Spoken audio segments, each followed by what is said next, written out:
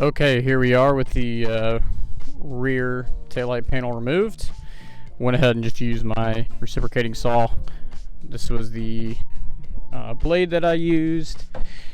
This little blue edge from Lowe's. So I had like 4 of those blades. When I did my rear leaf springs, if you saw that, I could not get any progress made with those. As you saw, even with that thing being used, I mean, it cut through this stuff like butter pretty dang well. Towards the end, it's getting a little used, but really happy with how that worked. So I went ahead and cut out the panel, and I have access to a lot more room to kind of see what's going on in here. The new floor pan that I do have has the bumper brackets already installed. So what I want to do now is get in there, grab a measurement from the drop off on both sides to the outer side of that. I mean, it's looking like, basing on some of these spot welds, it's pretty much just centered on the rear frame rail. Hopefully that's what makes sense to me. Next, I need to see about getting these rear drop-offs kind of separated. As you can see, under just very rusted. This is actually, I think, the better side too. Let's see. Yeah, you can see that passenger side. I mean, it's just all shot. So again, this floor pan does come with those drop-offs, so I might just try and get in from this side of the car and just go ahead and cut that out to best of my ability, and then do the driver's side. And then after that, I don't quite really know what I'm going to do. I know I have to remove a lot more of the taillight panel, but I don't want to remove anything until I get the new piece in. That way I don't take away too much metal and have to figure out how to add stuff. This case, I can always add a little bit more. I do plan on shaping up a little bit more and getting it closer to the rear quarter, but I don't want to take away too much. And same with the trunk corners here. I don't want to take away too much of this either, so I'm going to keep them. Hopefully they're long enough. I don't know how long the new ones are. I gotta order them, I haven't yet. So I'd rather have too much metal up top than not enough. Plan is to start cleaning up all this, obviously getting it ready, prepped for removal, and then later on down the road, I think I am going to end up doing the quarter panels. I need to look into it though, because they actually are in not horrible shape. Just down low, really on this side, you can see the paint's bubbling and stuff. I don't know when this paint was done, but really this side is very nice in the grand scheme of things, and I believe it's original. Gaps and everything with that door, everything lines up really well, so I don't plan on replacing this side. I really don't. It's actually fairly straight, so I really do want to keep this side. Driver's side is kind of the problem. While it is not horrible, it actually is still pretty straight. We did have a scenario when I was going for a test drive, and my wheel spacer wallowed out on one of the like lug nuts that holds the wheel spacer on. It like wallowed out, and I heard it something clanking around. Had no idea what it was.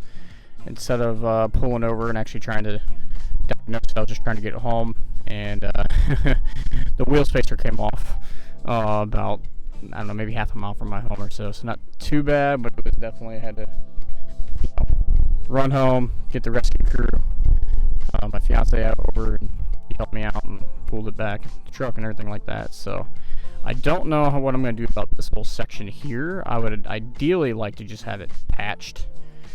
Especially because really up here, it's very straight looking, not in bad shape. There is a little bit of rust right in here, but I think all that's going to sand out, and it's pretty superficial. I don't think it's cancerous or anything like that. The gaps, body gaps, are pretty good with that door. I think the issue with this door, if the door hinges, sags in the front. So getting that body set off this quarter panel, which I believe is original, I'd rather keep that. I was thinking maybe doing like fender flares, and then it would cover up some of that section, but I really just don't know if you can order a patch or anything with that for quarters, because that's what I'd like to do. But anyway, that's kind of what we're working with, as I want to keep as much as part together when just getting the floor taken off, getting it ready. So the new floor comes with this cross brace right kind of from right there. So I think I'm gonna go ahead and cut this one out. Maybe, haven't decided, because I want to use this trunk support. I want to reuse that because it's in good shape. Sand it down, paint it black, and I want to be able to pull a good measurement off this guy before I put the new one on. So I might have to keep that, or I'm gonna have to figure out some type of measurement for that. Maybe I'll take it from the drop-offs. Not entirely sure. Maybe I'll just take it from a few places. Reuse this trunk support brace just because it seems like it's fine. I think this has been replaced at some point in time because there's a lot of seam sealer in there. So this might have been done before at some point. I'm thinking yes. Car is very red underneath, painted blue. So yeah. So right now I'm just gonna go ahead and I think work on those drop-offs, try and grind those down, cut them out maybe with reciprocating saw, get them disconnected from the quarter, and then I'm going to go through and start getting the spot welds kind of drilled out and ready.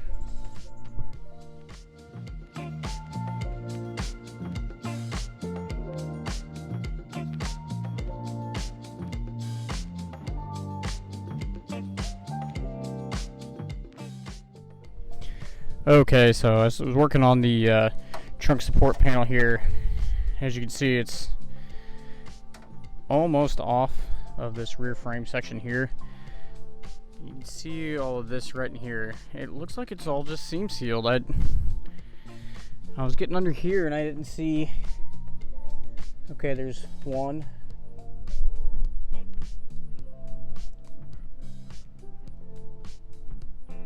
I see one spot weld. Two. One, two. That might be one. I'll give him benefit of the doubt. That's three. Holy cow! But looking at this guy, it is actually more rusted than I thought, and it's cut right in here. So I'm actually not worried about reusing this. I am going to take the mechanism off though, because that obviously does work. Don't need to buy a new one of those. But up here, it's all rusted out, and it's, you know, it's still kind of holding on, but I'm sure I don't want to touch this again. So I know those are all that expensive, so I'd rather just go ahead and cut it out, keep it, and or keep the locking mechanism there, and buy a new one. So I went ahead and grabbed a whole bunch of measurements over there. It's my notepad is. For measurements, I know I had a couple friends kind of ask how I'm doing it. I have no rhyme or reason. I just grab a point of reference, go from there, measure twice, write it down, and then always take a video as well, just to you know, be able to reference that afterwards. So, yeah, so what we do now is just go ahead and start cutting out this rear trunk floor there, and I guess start working spot welds here soon. I'm a little concerned about going through this whole section here. This whole section here should be on the new floor pan that comes in. So that's the one thing I am trying to figure out, is if that is or is not, and I believe it is.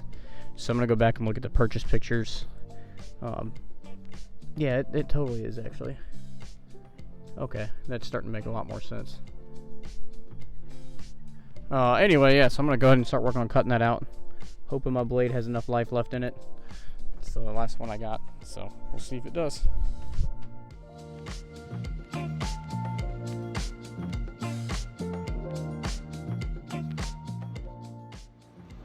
So we have the floor pan the trunk floor pan from Dynacorn. This is a piece I bought through Maryland Mustang.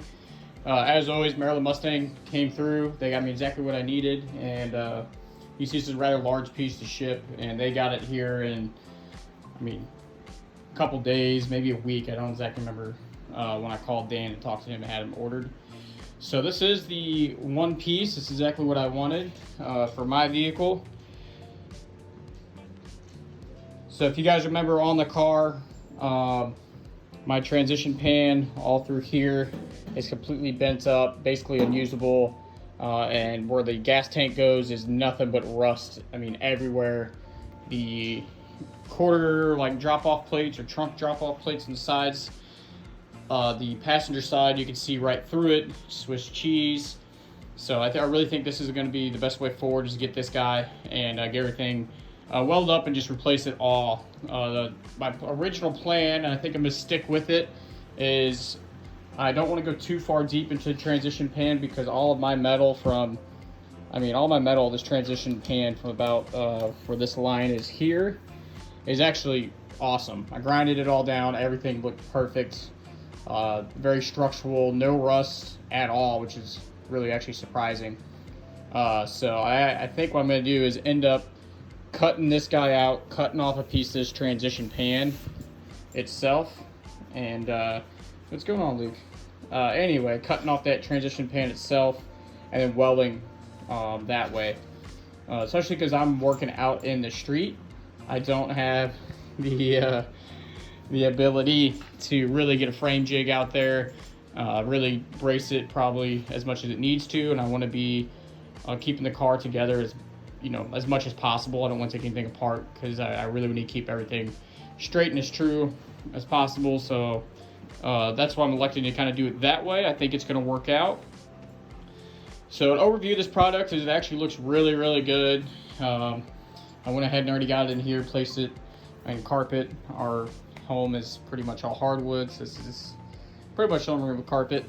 You can see that they went through. These are already all welded together, one piece, kind of spot weld looks like. They may have been like machine done, just because they're good, they're strong, but they're not exactly straight 100%. So that's come. I think they might have been maybe machine welded. There are little like nicks. That's from my dog. Disregard that. So a couple little nicks here and there. All just superficial. Whatever coating this is, it's a rather large piece. It looks like it just got rubbed off. There's no dents. There's no, crinkles from anything. Everything's super straight. Even these edges all along the side. I don't know if you can really see those, but those are all still nice and crisp. And that's around the entire piece. So I think Dynacore did actually a pretty good job, whoever they used for shipping. As far as fitment goes, I don't know yet, obviously. I'm still working on getting the old one out. Just went through and got all my spot welds hit with my punch. So I'm gonna start drilling those out with my spot weld drill bits. I bought a few of those from Harbor Freight just to go through, probably a couple of them, I'd imagine. But everything is looking really good so far. First impressions, happy with the piece. It has the screw holes for the rear valance already built in. It does not have the rear bumper brackets, which I thought it came with, but it didn't. But that's not a big deal. I'll just go ahead and reuse my bumper brackets. It'll actually be kind of nice because I can locate them. I think they go either here. I think they go right here. Yeah, they go on this side, not right there. Locate them where they need to be. It also came without the old style rear, like extra tire holder. Somewhere in there is where that lived, and that's fine by me. Another thing it did come with, if I were to use this entire transition pan, which I'm not, it did come with the rear seat belt like brackets where it bolts into. Those are already done. They're welded in place, and they are threaded already. Again, I'm not going to be using that piece as of right now, so I don't have to worry about that, but that is pretty cool. That does come with that already done. Yeah, so really happy. As you can see, all the lines and everything are honestly much better than I thought it was going to be, just after reading online about, you know, some large sheet metal getting shipped. It didn't seem like it'd be all that great, but I mean, really pretty happy with it all. Yeah, so that's pretty much it. If you guys want more comprehensive review, I might do one and post it over at Maryland Mustang for them and kind of give you guys a little walkthrough of that. But for right now, I'm gonna go get going on these spot welds. All right, we went ahead and got the rest of the trunk cut out, coated the frames with some of the Eastwood rust encapsulator. So since all of my metal's good all the way up there, as I previously mentioned, I'm planning on cutting this piece right there on my line, and then I'm going to weld over. So my plan is I got 3 inches of overlap right here, and that way I can just weld down onto the new one. So there will be a seam, but that's going to be behind the back seat and under the carpet and everything where nobody will ever see. So that's the plan. We get to cutting and try and fit it in there. So we got the new floor cut. I just used my angle grinder and tape line. Now I'm going to try and slide it up and over, and then go from there. Hopefully everything fits. If it does, then I can start marking and hopefully get it welded in. So we got the trunk floor almost mocked up and in. Fitment is very tight, which is good. This is a Dynacorn piece from Maryland Mustang. Yeah, it's much better than I thought it was going to be, honestly, fitting it in here. You can see, even up against the quarter there's just a little bit of work. But I have to take my measurements and probably bring the quarter in. I would trust a little hammer and dolly that out. The whole thing's still got to go forward a couple inches, as you can see right there. And I got to probably prime all that metal. I was just trying to get it in there. It's very tight around the wheel tubs, which mine were basically it looked like they were seam sealed in, and that was it. So that's kind of the game plan. So yeah, my plan is I gotta go forward about another 3 more inches. It's pretty tough to get it in there, and then I'm just planning on welding down from the top down. So yeah, we're definitely close to getting it to sit in there. Getting to this point, it took me probably 2 or 3 minutes, and I was just using my body weight and kind of pushing it forward, and it's kind of come to a stop right now. So I don't want to beat on it too much or anything. I need to kind of figure out where it's hitting and go from there. But it's close. So I went ahead and fit the trunk floor up inside the car, traced the frame rails best of my ability onto there. So not exactly perfect by any means, because I couldn't quite get it all the way flat, and then when I did, I couldn't get it back out. So very tight fitting piece. Anyway, so then what I did was I grabbed a couple spot welds, and then I just went every 2 inches where they should go on the frame. I'm gonna go with the 3/16 drill bit on both sides. And I just used a silver Sharpie so I can see it. I'm gonna use my punch right there, punch all the holes out, drill 3/16, and that should be good enough for me to lay it back down in the car and weld up. And then on the end where it's overlapping, I'm planning on just stitch welding that whole thing. So we got the holes drilled out, sorry, for the rear trunk floor. And then I went ahead and did them about every 2 inches, just kind of lined them up, kind of like I did over here. So I got to drill out that side. What I did was I got it fit in place, took that Sharpie I mentioned earlier and kind of marked everything out. And then, yeah, got it all drilled out, and then I threw some Eastwood self-etching weld through primer. I'm not entirely sure. I know if I need it on this piece, as I already have it on the frame rail, but I figured just getting down in there at all with any type of primer just to hopefully help prolong the life on top of this E-coat should be good.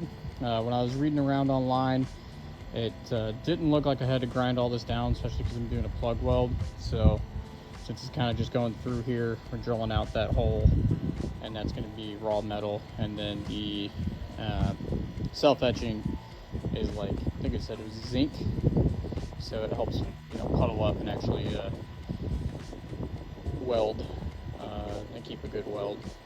Only thing I didn't measure was holes right here where it goes onto the back of the rear frame rail. I had it fit up against there, I just didn't even think about it until it was too late. So I will go back once I have it all fit into place, and then get a spot for the ends here for the rear frame rails. Just slide the whole thing back an inch or two, get my holes drilled for that, and then start welding. So pretty happy with how it's all going so far. Just gonna keep drilling away. So we got our first couple welds in, as you can see. Got that one on both sides, just to try and get something in the rear. And then I went underneath and hit where the frame meets it a little bit. Right now I just went and got some self-tapping metal screws, because while it's really close, I cannot get the trunk floor to sit flush with the frame rails. And that's how come those welds, I mean, I'm not a very great welder, don't get me wrong, but trying to layer it just a little bit, and I'm not super confident in my ability to do that if it's any further apart. So I'm gonna go ahead and put some self-tappers in, really try and suck everything together a little bit more. I bought whole bag full of clamps, but none of them are long enough or big enough to really get in there and clamp everything. So I might have to go get more, but I'm hoping these self-tappers that'll allow me to keep going instead of to stop and run to the store. So adding in the self-tappers, I did a whole bunch. I'm just planning on grinding down the heads once I get done. This is definitely not a concourse car, so it's the first time I'm doing that, as everybody knows. So I know it's not going to be 100% perfect.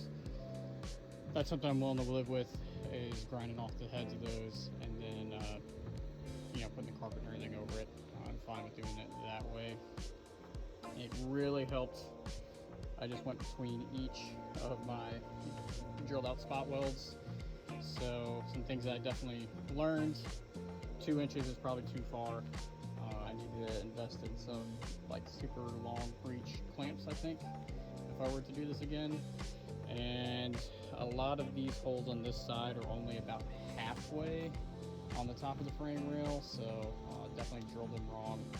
And then a couple over here aren't even on the frame rail at all. So I think what I'm going to do is try and get everything I can welded in, and then I do plan on going up underneath and hitting that frame rail from the bottom side onto it as well. So I think it'll be solid when it's all said and done. It's just not going to be maybe how the factory had it. So still think it's going to be solid, safe to drive, and not a concourse car by any means, but will be a very good driver. So I got some more welds done. I found out my issue on that corner and that corner, how come it's coming up a ton. There's a little tab there on the side for if you were taking it off, to where you can weld it to the inner fender well. So that's how come it's kind of up on the sides. As you can see, I stitch welded the best of my ability all through there. I also did a whole bunch along the frame, just kind of letting everything cool down. Sorry about this camera angle, but then I went back through this whole entire side and tried stitch welding it. I haven't brushed anything, hit it with the slag hammer, grind anything yet, so I'm just trying to show on my thing that we all make, on my videos, we all make mistakes. We may not be the best, and it's never going to be, maybe not show car quality right away. So it's a learning experience. I'm not trying to hide anything. There are basically everybody online is smarter than me, so I'm sure I'll get some good tips. But yeah, it's pretty solid already. I mean, that's the whole car moving. I don't hear anything buckling or moving or anything like that, so still got a lot more welding to do, but that's just an update after a couple hours. Here it is, all welded up for the day. I gotta continue some tomorrow. But yeah, it's all welded up. There's some self-tappers to try and get it down to the frame. Yeah, so kind of stitch welded all through there, all the way up through there, up onto that wheel well, and then plug welded on to the frame. Unfortunately, not all my holes lined up. I should have taken my time a little bit more, you know. I didn't. Camera's about to get weird on you. So then what I did was I went down on this side and stitch welded the frame. That side, just started doing that, and I'm gonna call it a night. Then I went back on the underside and did all that as well. Now I haven't hit anything with like the slag or the wire brush or anything yet. So. And with it being 20 gauge, it's kind of hard not to blow through, so I just gotta hit it, you know, for like half a second and then move over. And then it's all fitting up pretty well with clamps, as you can see. I still gotta cut that inner piece out there, put the taillight panel in, and then the corners, I'm gonna clamp those on just for a picture. But I think we'll call that a wrap. Okay, here is the finished product. We got the floor in. Everything's looking good. I did go back, as I talked about in a previous video, grind off all the E-coat and welded everything up. I still need to go through, grind down all the welds all the way up through there. Took out all of the self-tappers everywhere. I am going to go back off camera and close up the gap and try and get a couple more welds through. This outer side, I missed the frame rail with quite a few of the plug weld holes, so I'm gonna, you know, re-drill it out, throw some self-tappers in, get that passenger side one a lot better. So it's all welded up.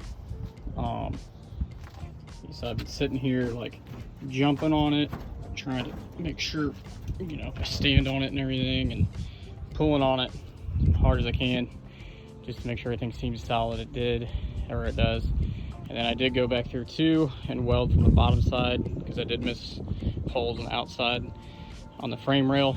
So I went from the frame rail up into the floor, and then on that piece all the way back and through, earlier cut a relief cut to get rid of that tab, which then means it pushed all down better into the wheel wells. So might have to go back and kind of bridge a couple of those welds a little bit better, but again, I'm still learning. It's not a concourse car either, not even close. So I went underneath from the bottom side, welded up as well, because right now I have the piece coming off the car, the transition pan coming this way. This new trunk floor is overlapping, so I got the welds on the top and then, you know, on the bottom as well. So essentially that's all welded up twice. And I definitely did get a little bit better.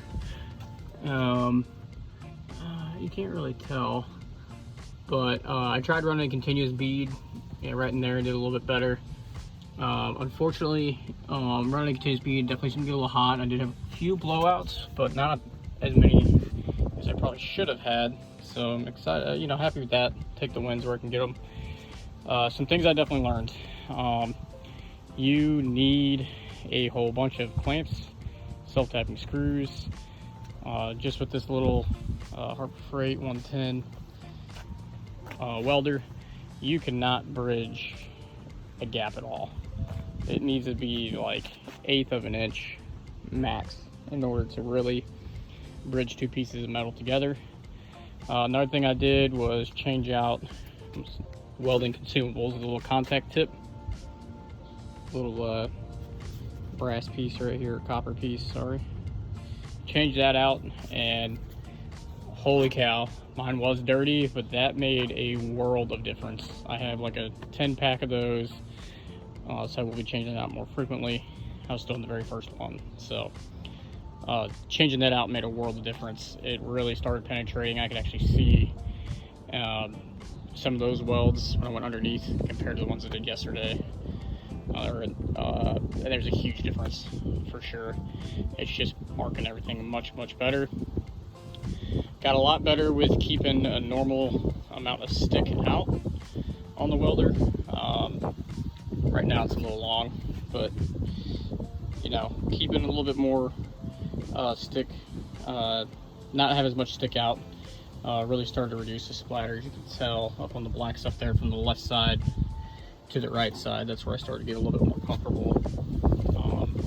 definitely not scared to grab the welder now and put something together, but holy crap, it looks like garbage. I'll tell you that. I'm hoping when I grind them down, clean them up, it'll look better. But to those guys that can just weld and it looks great, most of them I think TIG. Wow, you know, it's an art form. It really shows their craft. I knew it was going to be difficult for sure, and I knew my welds were going to look pretty bad, but I was expecting slightly better just because they make it look so easy online. So good on all you guys that know how to really weld and get after it, because it's definitely not easy. I think this was a great project for me to really learn kind of fabricating some stuff. I've never done anything like this before. While it wasn't, you know, a ton of fabrication, definitely was a little bit in terms of, you know, having to remove metal, work some things out, cut some things out, modifying things a little bit, getting it all to fit pretty decent, and then welding it all up. I would probably give it about a 7 out of 10, maybe probably 6 to 7 out of 10 overall. I felt like I was able to get that body line in the back there, which is what I was really worried about. I actually was able to get that pretty good. I got the wheel wells fit up pretty dang good. I do have right there about I don't know, maybe 1/4 of an inch of a gap, maybe. I feel like that's going pretty high, but definitely where I can just kind of stick my finger, very tip of my finger, down in between the floor and the wheel well. And then this side is, I mean, it's so freaking tight that I can't do that. So the car may be slightly out of square, just a tad, but I took some clamps and double checked a lot of my measurements where the quarter panel and the trunk floor extension drop off is. And as you can see, everything's lining up pretty dang good. So I'm really not quite too worried about it. I also think it is out just a little bit because I didn't have a perfectly straight cut all the way back, and that's kind of what I was using as my reference, and then kind of kicking that into place. So that is potentially some of the issue. I threw my level, I have a 4-foot level, I threw it on, and I mean, everything looked pretty freaking square. So really happy with everything. Next, I'm moving on to the taillight panel. That'll be the next video. And then I also will be doing a taillight panel, hopefully these little corners here. I do have the rear, not sail panel, but quarter window panel. I'm not even entirely sure what it's called. This piece here, I don't know if I'm gonna do that. My plan is to get this all done, get the floors done, start sanding the car, and at that point I think I'll turn it over to professional. I want to get it sanded down a ton, primered, a couple guide coats, sanded down, and then I am planning on turning it into probably professional at that point, so they can actually get a decent paint job and, you know, fix that quarter that you guys have probably previously seen. I don't even really know how to go about that. Should essentially be kind of just cutting it out, putting in a patch, but I'm just not confident enough to do it. So I'll see how I'm feeling. I might attempt that once I get going. For that rear quarter or rear little piece right there, you have to take out the rear window, I'm thinking, based on the piece inside. So I don't know if I really want to do that, and I'm definitely not doing the cowl. Just seeing how the process is and everything that's done, I'm worried about the cowl and that rear piece. I mean, you're gonna know right away the craftsmanship. That's something you can see, and that really helps set the body gaps, lines, and everything for the entire car to work off. You know, that's your centerpiece on the front and the rear. So that's why I'm thinking I will take it to professional for that. Somebody who's way more experienced, just because by the time I get into it, I just don't think I would do a very good job, to be honest. But I am willing to do the trunk floor and the floor panels and taillight panel and stuff like that, because all those welds are kind of hidden. And the taillight panel I already fitted up just kind of with some clamps. It looked pretty decent. So that's where we're gonna end it. If anybody's got any tips, advice, please feel free to always comment those and share them. I do read all the comments. I did have a guy say when I did my rear leaf springs, I don't remember his name at the moment, but he said, hey, check the grade on your hardware, because I just had silver bolts going through the front eye bolt or eyelet on the leaf spring, and I haven't crawled in there and looked yet, but I'm like 99% sure it's grade 5. I typically replace everything with grade 8 in general, but they didn't have any at Tractor Supply when I went. I remember that, but now I was second guessing myself if I grabbed grade 3 or grade 5. So I have that on the list of things to check, and honestly, for the couple dollars, I might just go order some grade 8 online and just make sure that that is solid, so it doesn't snap or anything while we're driving. So, well, thank you guys so much, and we'll keep getting after it.